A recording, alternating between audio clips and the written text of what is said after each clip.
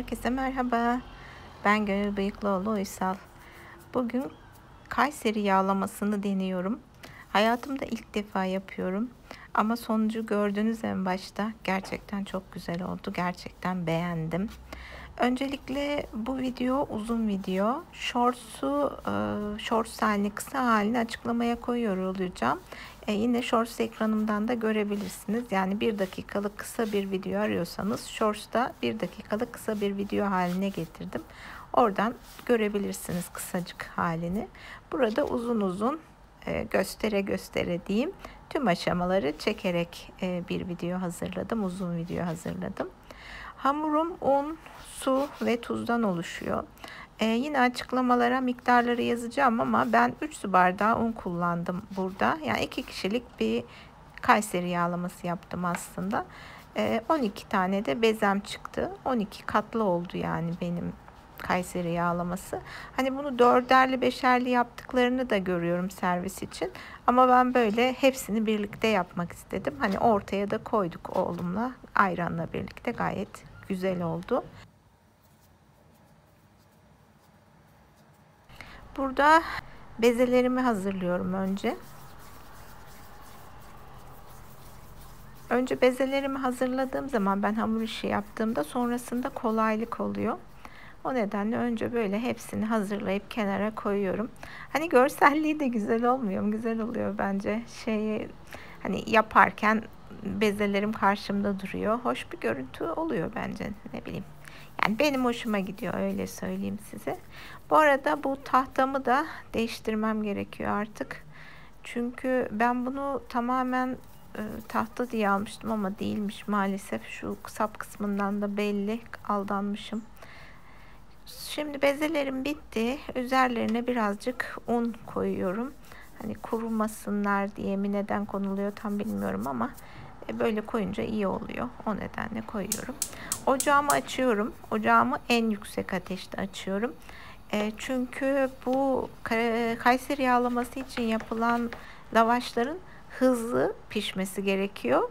Yumuşak olabilmeleri için. Yoksa biliyorsunuz hani uzun sürede kısık ateşte pişerse kuruyor lavaşlar pişirirken. O nedenle yüksek ateşte pişiriyoruz ki çabucak pişsinler diye. Bu açma aşaması, yakın zamanda lavaş açmamıştım. Biraz zorlandım başta. Onu söyleyebilirim. Evet, ilk katını çevirdim şu anda. Alışıyorum. Yavaş yavaş alışıyorum yapmaya. Siz evde yaptınız mı? Lavaş diyeyim. Yapmıyorsanız yapabilirsiniz. Çok kolay oluyor. Ama ben kendi adıma yakın zamanda yapmamıştım. Bu şeyden de kaynaklanıyor. Şu tahta var ya, bu tahtamı çok seviyordum ben de. Artık yeni tamamen dediğim gibi anlatıyordum ya, yarım kaldı. Üzeri kaplamaymış bunun, suntermiş. Hani yıkanınca oldu, kalktı. Henüz birazcık daha kullanılıyor ama sonra kullanamayacağım. Kabarmaya başladı bakın. Tekrar bir çeviriyorum. Aslında iki çevirmede bir tarafın diğer tarafını pişiyor. Ama o biraz yavaş oldu. Yani birisi pişene kadar diğer lavaşı açmış oluyorum. Öyle diyeyim. Yani bir lavaş açma süresi diğerinin pişmesine yetiyor. Ve buraya böyle bir düzenek hazırladım. Havlunun içine koyuyorum. Daha hani sıcağıyla birlikte orada yumuşak kalsın diye. Bakar mısınız nasıl güzel kabarıyor. Böyle kabardığı zaman insanın hoşuna gidiyor. Daha da güzel oluyor. Bir tarafına sanki ateş daha fazla mı geliyor bilmiyorum. Bir tarafı daha fazla kabartıyordu. Ben de o yüzden o tarafa doğru diğer yönünü de çevirdim. Bu benim şeyden de kaynaklanıyor tabii. Ocağımdan da kaynaklanıyor. Yani fırınımı değiştirmem lazım. Aşağıda baksanıza, tezgahtan aşağıda eski çünkü. Yeniler biliyorsunuz tezgah boyunda oluyor. Benim de öyle bir fırına geçiş yapmam lazım ya. Bakalım. Bu arada videosu vardı. Döküm tavanın. Karaca'dan almıştım. Çok memnunum. Yani lavaş dahil her işe yarıyor. Şimdi evet yine düzeneğimizin içine koyalım. Üzerinde sonra ben lavaşlar bitince bu şeyi hazırlamıştım zaten düzeneği. Kek koyduğumuz o kaba, sunum kabına, onun üstüne kapağını da kapattım. Yumuşacık kaldılar. Şimdi ben burada 200 gram kıyma kullandım. Hani daha fazla da kullanabilirsiniz zevkinize göre. Ben 200 gram kıymayı hemen sıcak olan tavanın üstüne attım, kavurdum. Bu aşamada yağ koymadım.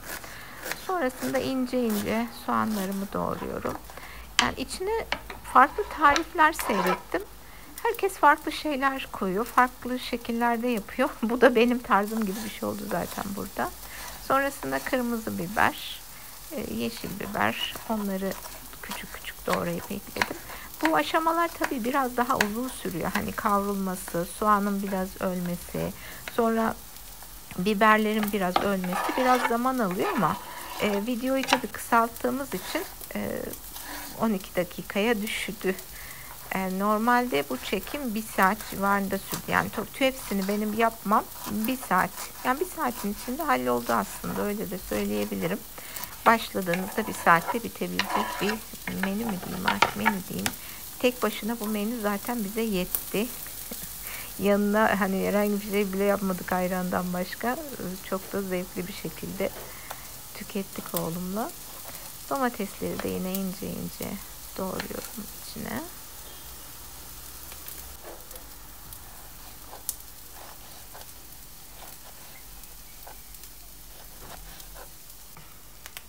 Domatesleri de ekleyelim.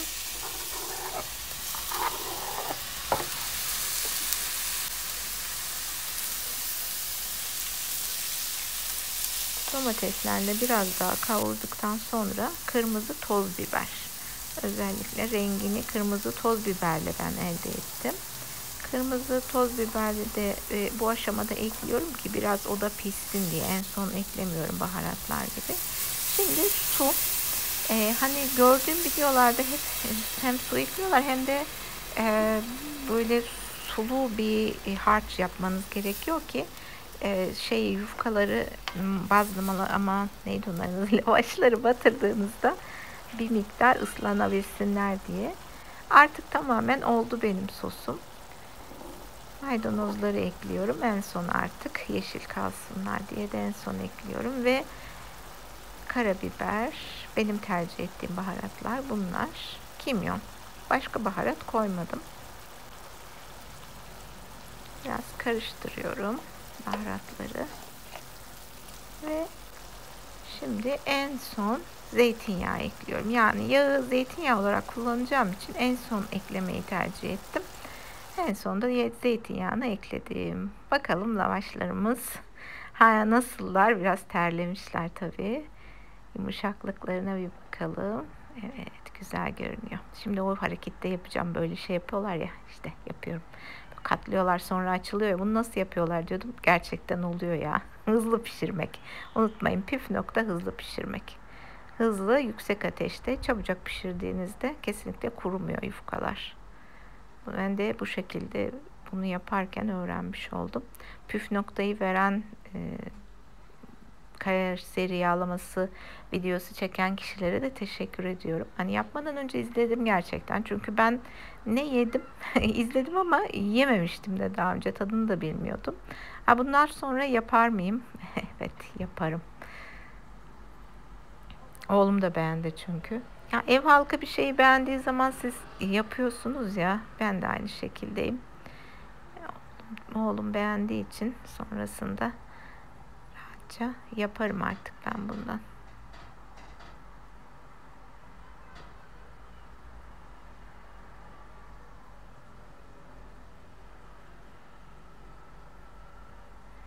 Elimle dokunmayayım diye böyle spatulayla ittirmeye çalışıyorum ama olmuyor yine de.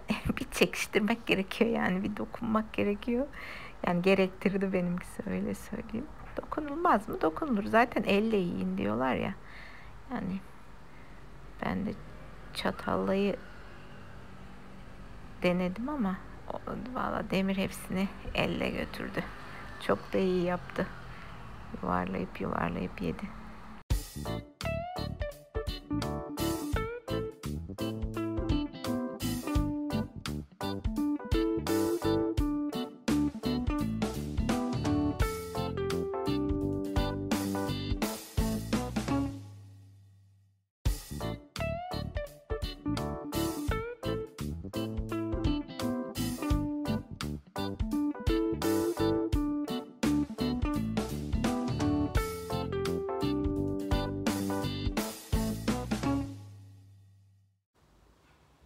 Nasıl? Hızlandırılmışı çok iyiydi değil mi? Dönerken de çok güzel.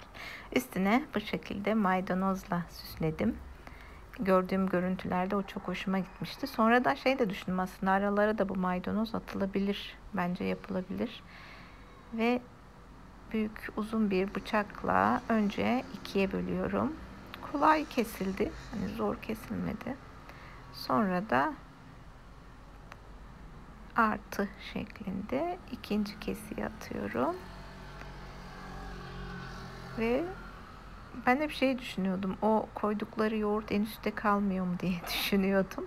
Fakat böyle açıldığını görünce dedim, en alta kadar bu ortaya dökülünce gidiyordur. Şimdi yoğurdu dökerken de gerçekten en alta kadar inecek, inmişti. Yani bu kadar rahat ve geniş bir yerden tabii ki, bakar mısınız? Şimdi yoğurdu döküyorum. Evet, en alta kadar gitti gerçekten. Bu görüntü çok güzel ya. Çok güzel bir görüntü gerçekten. Burada en başta ikinci denememdi. Burada ilk denemem. Çatalı batırmayı bilemedim ben. Dedim ya, ilk defa yaptım ve ilk defa yiyorum. Şöyle çevirdiğinizde çatalı hafif batırın. Bu yapamadığım. En başta yaptığım var. Batırırsanız çatalı oluyor. İşte bu da Demir'inkisi. Denerseniz afiyet olsun.